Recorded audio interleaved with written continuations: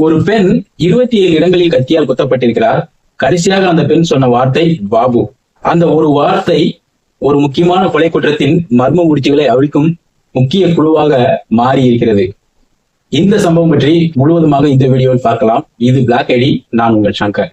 தெலுங்கானா மாநிலத்தின் நல்கொண்டா பள்ளியில் கொண்டமேல் பள்ளி என்ற ஊரில் உள்ள ஒரு தனியார் பள்ளியின் முதல்வரும் நிர்வாகியுமான ரூபா ரெட்டி கொடூரமான முறையில் அவருடைய வீட்டில் கொலை செய்யப்பட்டிருக்கிறார்.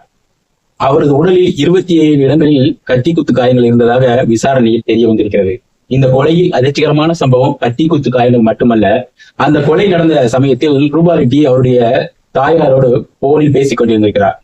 அப்பொழுது திடீரென ரூபா ரெட்டி பாபு என்று கத்தியிருக்கிறார். அதன் பிறகு தொலைபேசி துண்டிக்கப்பட்டிருக்கிறது. அவரது வீட்டில் ரூபா ரெட்டி சடலமாக கிடந்திருக்கிறார். பாபு என்ற வார்த்தை யாரை குறிக்கிறது? இதுதான் போலீசாரின் விசாரணையின் முக்கிய கேள்வியாக மாறியது. விசாரணையில் ரூபா ரெட்டி தன்னுடைய மாணவர்களை பாபு என்றுதான் அழைப்பார் என்று தகவல் போலீசாருக்கு கிடைக்கிறது. இதனால் போலீசாருக்கு பள்ளி மாணவர்கள் மீது சந்தேகம் ஏற்படுகிறது. இதனால் தங்களுடைய முழு கவனத்தையும் பள்ளி மாணவர்கள் மீது பதிய வைக்கிறார்கள் போலீசார். அப்போது 2 10ஆம் வகுப்பு மாணவர்களின் நடவடிக்கைகள் போலீசாருக்கு சந்தேகத்தை ஏற்படுத்தியது. அவர்களிடம் திடீரென பணப்புழக்கம் அதிகமாக இருந்தது. அது மட்டுமல்ல, அவர்களிடம் விலை உயர்ந்த ஐபோன்கள் இருந்ததாக சொல்லப்படுகிறது. இதனால் சந்தேகமடைந்த போலீசார் அவர்களை விசாரித்த போது அந்த ஐபோன் வாங்க தங்களுடைய பெற்றோர் தங்களுக்கு பணம் கொடுத்ததாக சொல்றாங்க. இந்த மாணவர்களின் பெற்றோரிடம் இது குறித்து விசாரிக்கும் போது தாங்கள் பணம் எதுவும் கொடுக்கவில்லை என்று மாணவர்களின் பெற்றோர்கள் தெரிவிக்கிறார்கள். இதனால் மேலும் சந்தேகம் வலுவடைந்து போலீசார் அந்த மாணவர்களை தீவிரமாக விசாரணை மேற்கொள்கிறார்கள். இந்த விசாரணையில் அந்த 2 மாணவர்களில் ஒருவருக்கு ஏற்கனவே ரூபா ரெட்டியிடம் பிரச்சனை இருந்தது தெரிய வருகிறது.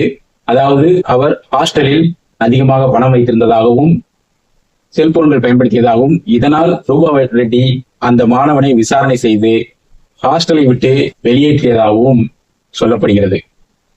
அது மட்டுமல்ல, அந்த மாணவர்கள் வைத்திருந்த பணத்தாள்களில் சில பணத்தாள்களில் இரத்தக்கரை இருந்ததாகவும், அந்த இரத்தக்கரையை காவல்துறையினர் தடயவியல் சோதனைக்கு உட்படுத்தும் போது ரூபாவின் ரத்தத்தோடு ஒத்துப்போவதாக ஆய்வு முடிவுகள் வெளிவந்தது.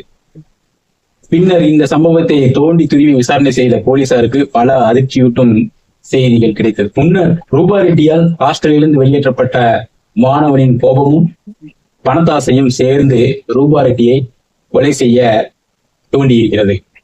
இந்த கொலை சம்பவத்தின் போது அவர்கள் முகத்தை மறைக்க முயற்சி செய்திருக்கிறார்கள். அது மட்டுமல்ல, தடயங்கள் எதுவும் கிடைக்கக்கூடாது என்பதற்காக கையுறைகளை பயன்படுத்தி இருக்கிறார்கள். கொலை செய்த பின்னர் தாங்கள் அணிந்திருந்த ஆடைகளையும் எரித்து அதையும் மறைக்க முயற்சி செய்திருக்கிறார்கள். அது மட்டுமல்ல, ரூபா ரெட்டி பள்ளியில் கட்டணமாக வசூலிக்கப்படும் பணத்தை எப்பொழுது வீட்டிற்கு கொண்டு போவார் என்பதையும் அவர்கள் அறிந்து வைத்திருக்கிறார்கள். அவர் பணத்தை கொண்டு போன அன்றுதான் இந்த சம்பவம் அரங்கேறி இருக்கிறது. குற்றத்தை எவ்வளவு மறைக்க முயன்றாலும் ஒரு சிறிய தடயம் குற்றவாளிகளை காட்டி கொடுக்க கூடும் என்பது இந்த வழக்கில் நிரூபணம் ஆகியிருக்கிறது. ஒரு புறம் பாபு என்ற வார்த்தை, மறுபுறம் சந்தேகத்திற்கிடமான பணப்புழக்கம், இன்னொரு புறம் இரத்த கரைகள் படிந்த நோட்டு. இவை அனைத்தையும் இணைத்து பார்த்த போலீசார் 2 பள்ளி மாணவர்களை விசாரணை வளையத்திற்குள் கொண்டு வந்தனர். இந்த வழக்கில் குற்றம் சாட்டப்பட்டவர்கள் சிறார்கள் என்பதால் அவர்களுக்கு ஜுவனைல் ஜஸ்டிஸ் விதிமுறைகளின்படி நடவடிக்கை எடுக்கப்பட்டு வருகிறது. ஆனால் இந்த சம்பவம் ஒரு மிகப்பெரிய கேள்வியை நம்முள் எழுப்புகிறது. 16 வயது என்பது கனவு காண வேண்டிய வயது, படிக்க வேண்டிய வயது, விளையாட வேண்டிய வயது. இந்த வயதில் ஆடம்பரமான செல்போன்கள் மீதும் பணத்தின் மீதும் எப்படி மாணவர்களுக்கு நாட்டம் வந்தது?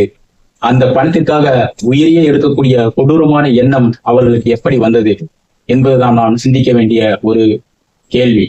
இதற்கு காரணம் செல்போனா, பெற்றோர்களின் கவனிப்பு இல்லாமையா, அல்லது சுற்றுப்புற சூழலா, அல்லது இளம் வயதிலே பணத்தின் மீதான ஈர்ப்பா?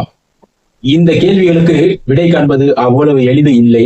ஆனால் ஒரு விஷயம் மட்டும் நிச்சயம், குழந்தைகளின் கைகளில் தொழில்நுட்பத்தை கொடுப்பது எளிது. ஆனால் அந்த தொழில்நுட்பத்தை எப்படி கையாள வேண்டும் என்பது குழந்தைகளுக்கு கற்றுக் கொடுப்பதுதான் மிகப்பெரிய சவால்.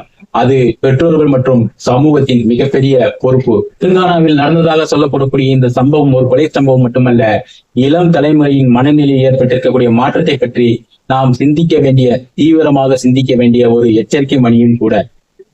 இந்த வழக்கில் போலீஸ் விசாரணை மற்றும் சட்ட நடவடிக்கைகள் தான் உண்மையை உறுதி செய்யும் முக்கியமான சம்பவங்களை எளிதாகவும் தெளிவாகவும் தெரிந்து கொள்ள நம்முடைய Black ID சேனலை சப்ஸ்கிரைப் செய்து இணைந்திருங்கள். நன்றி நண்பர்களே. மீண்டும் அடுத்த ஒரு முக்கியமான வீடியோவில் சந்திக்கலாம். நன்றி.